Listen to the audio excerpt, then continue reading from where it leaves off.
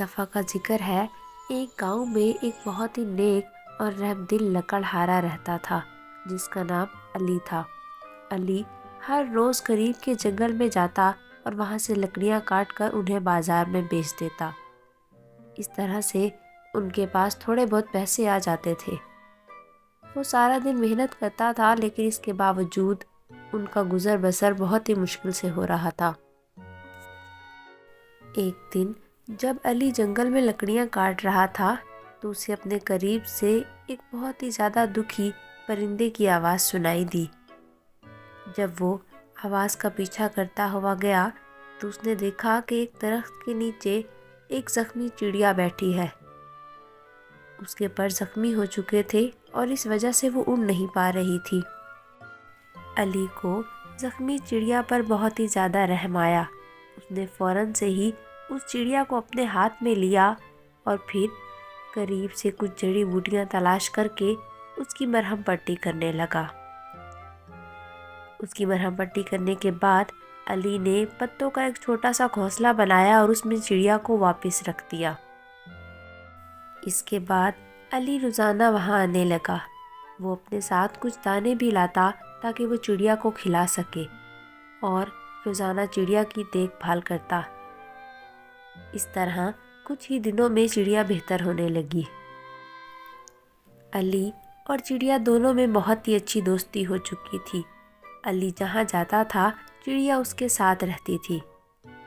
ایک دن جب علی جنگل میں پھر سے لکڑیاں کاٹ رہا تھا تو وہ چڑیا اس کے پاس آئی اور زور زور سے چہچہانے لگی۔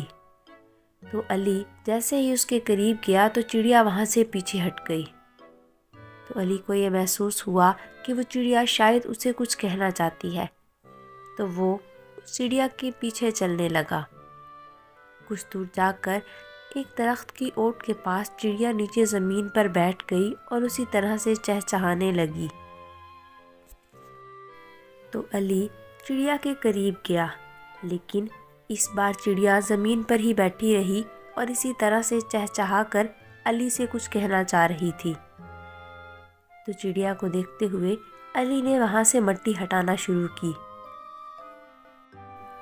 اور جیسے ہی اس نے مٹی ہٹائی تو اس نے کیا دیکھا کہ نیچے ایک بہت ہی بڑا خزانہ تھا۔ وہاں پر رنگ برنگے قیمتی ہیرے اور جواہرات پڑے تھے۔ علی کی آنکھیں حیرت سے پھٹی کی پھٹی رہ گئی، لیکن وہ بہت ہی زیادہ خوش بھی تھا کہ اب وہ ان ہیرے جواہرات کے ساتھ اپنے خاندان کا اچھے سے خیال رکھ پائے گا۔ علی نے وہ تمام ہیرے اور جواہرات وہاں سے اکٹھے کیے اور اسے اپنے گھر لے جانے لگا۔